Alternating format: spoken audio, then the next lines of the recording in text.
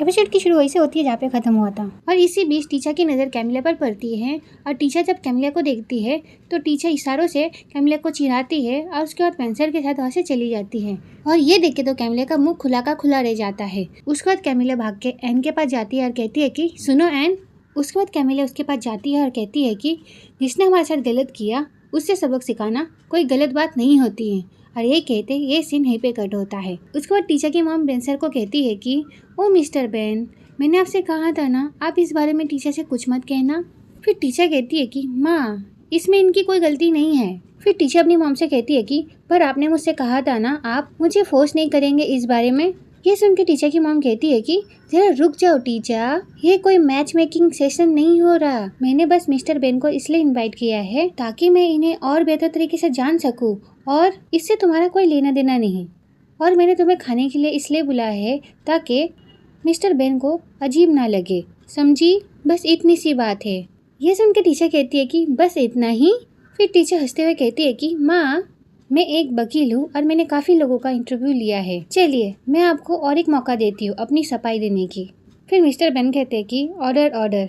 मैं चाहता हूँ कि दोनों पार्टी शांति बनाए रखे और कुछ खाना ऑर्डर करे, ये अच्छा रहेगा। ये सुन के टीचर की मॉम कहती है कि हाँ हाँ बिल्कुल सही कहा, चलो हम पहले खाना ऑर्डर करते हैं। फिर मिस्टर बेन कहते हैं कि ये लीजिए आप ऑर्डर कीजिए।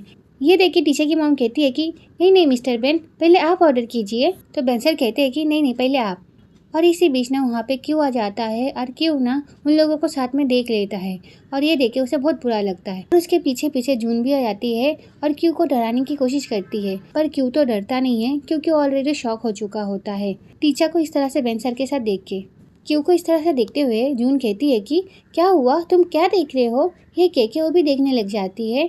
फिर जून कहती है कि ओह ये तो टीचर मिस्टर बेन है। ऐसे उनके साथ वो औरत कौन है? कहीं वो टीचर की मॉम तो नहीं है? कहीं ऐसा तो नहीं टीचर और मिस्टर बेन डेट कर रहे हैं? ये बात सुन के ना क्यू जून को देखने लग जाता है। उसके बाद वो वहाँ से चला जाता है। क्यू को ऐसे जाते हुए देख के जून भी उसके पीछे पीछे चली जाती है। फिर हम कैमिला को देखते हैं जो बहुत परेशान होती है। फिर कैमिला खुद से कहती है कि कहीं मैंने गलत तो नहीं कर दिया। और ये सारी बातें सोच के वो बहुत परेशान हो ही रही होती है। इसी बीच ना वहाँ पे कैमिलिया की असिस्टेंट आ जाती है और कैमिलिया से कहती है कि क्या हुआ कैमिलिया। और कैमिलिया जब उसे देखती है तो उसे कहती है कि क्या है। फिर कैमिलिया की असिस्टेंट कहती है कि आप क्या काम की वजह से इतनी परेशान हैं? ये सुन के कैमिलिया कहती है कि ऐसा कुछ भी नहीं है। ओह कहीं आप केस की वजह से तो परेशान नहीं है? आप फिक्र मत कीजिए, डॉक्टर थेप को मैंने ईमेल कर दिया है। फिर कैमिलिया सारी बातें सुन के कहती है कि ताओ जिसने मेरे साथ गलत किया उस इंसान से बदला लेने के चक्कर में अगर ऐसे एक इंसान के साथ गलत होता है जो सच में मुझ पर भरोसा करता है, मेरी परवाह करता है, तो मेरा क्या ऐसा करना सही माना जाएगा? ये सुन के ताऊ कहती है कि इसका मतलब आप कहना चाहती है कि आप टीचर से बदला लेना चाहती है, पर इससे बेन सर को तकलीफ हो सकती है। ये सुन के कैमिला कहती है कि पर तुम्हें कैसे पता? ये सुन के ताऊ कहती है कि अरे इतने सालों से मैं आपके साथ काम कर रही हूँ, मुझे अच्छे से पता होता है आप कब क्या सोच रही है। ये सुन के कैमिला कहती है अच्छा ठीक है, तुम ये बताओ कि ये सही है क्या नहीं। तो ताऊ कहती है कि ऐसा करना बिल्कुल भी सही नहीं होगा।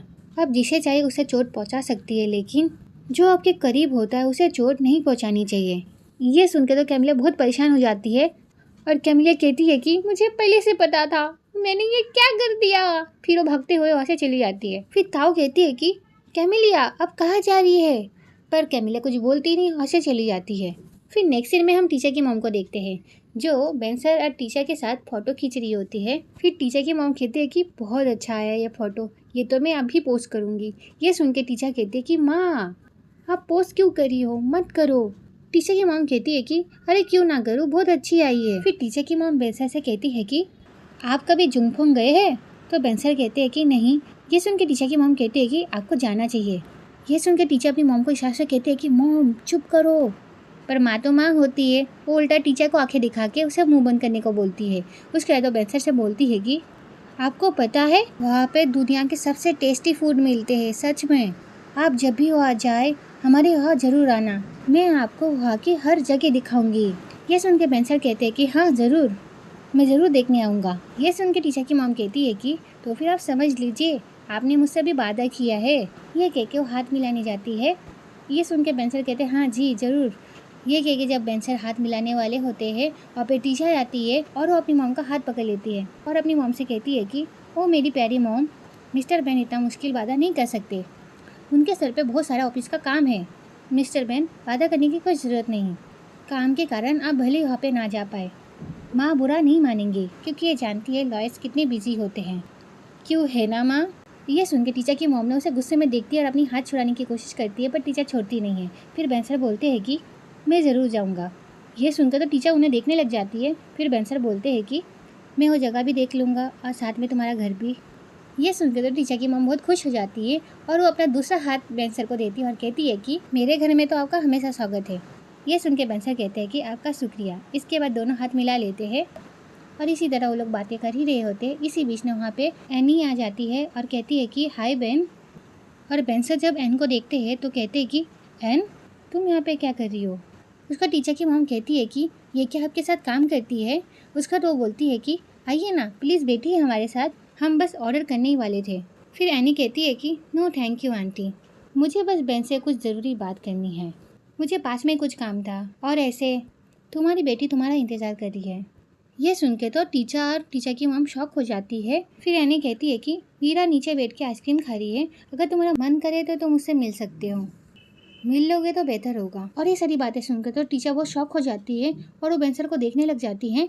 फिर टीचर की मॉम कहती है कि आपने अभी अभी एक बच्ची का जिक्र किया, ऐसे वो किसकी बेटी है? फिर एनी कहती है कि वो बेन की बेटी है और मैं बेन की पत्नी हूँ।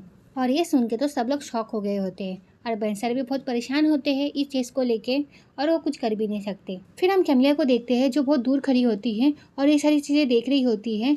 फिर कैमिलिया कहती है कि बॉस, मेरा ऐसा कुछ इरादा नहीं था। अब क्या फ़ायदा कैमिलिया, जब चिड़िया चुग गई खेत। फिर टीचर की माँ बेंसर को कहती है कि क्या ये आपकी पत्नी है? तो बेंसर छड़ीला के बोलते हैं कि हाँ। फिर टीचर की मॉम टीचर से धीरे से कहती है कि टीचर, क्या ये तुम्हें नहीं पता था? ये सुन के बेंसर कहते हैं कि मैंने इसे कभी बताया नहीं था। ये सुन के टीचर की मॉम गुस्से में कहती है कि कभी बताया नहीं? क्या कभी बताने वाले नहीं थे? फिर टीचर की मॉम बहुत गुस्से में कहती है कि आपको नीचे अपनी बेटी और अपनी पत्नी के पास जाना चाहिए, मेरी तो भूख ही मर गई है, चलो यहाँ से टीचर। फिर वो टीचर को लेके वहाँ से चली जाती है।